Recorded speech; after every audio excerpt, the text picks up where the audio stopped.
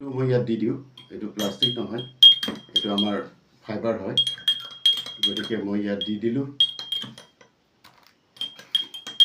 মই এইখিনি পানী এতিয়া মিক্স কৰি দিলোঁ। আমাৰ দাৱাইটো আমি ইয়াত মিক্স কৰি দিলোঁ।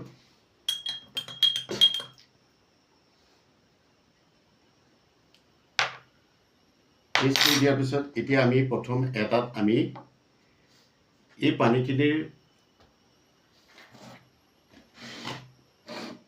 এইখিনি পানীৰ এতিয়া মই এলকালাইন টেষ্ট কৰিম। এইখিনি নৰ্মেল পানী।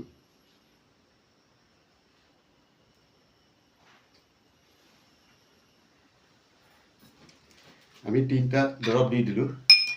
দিয়াৰ লগতে আপুনি দেখিছেনে পানীখিনি ফিল্টাৰ পানী, তথাপি ইয়াৰ ৰংটো কেনেকুৱা?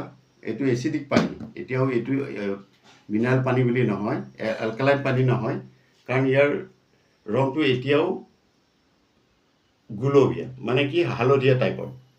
এই পানীখিনি আমাৰ শৰীৰত ইমান কাম নহয়, তথাপি এইখিনি চফা পানী। কিন্তু আমাৰ যিটো এলকালাইন হয়, এলকালাইনত এনেকুৱা পানী হ'ব লাগে, SP টো এনেকুৱা হ'ব লাগে। গতিকে মই এই পানীখিনিত আজি এতিয়া টেষ্ট কৰিম। আমাৰ যিটো দাৱাই আছে, দাৱাইটো খোৱাৰ পাছত আমাৰ পানীখিনি কেনেকুৱা হয় শৰীৰত, মই তাকে দেখুৱাব বিচাৰিছোঁ।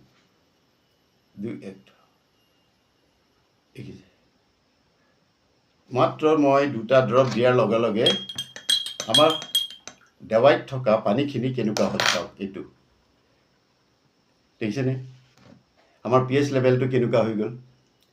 গতিকে আমি যিখিনি পানী খাই থাকোঁ, যদি এই দাৱাইটো আমি খাওঁ, খোৱাৰ পাছত আমাৰ শৰীৰত যিমানেই পানী থাকে, এই পানীখিনি এলকালাইন হৈ যায়।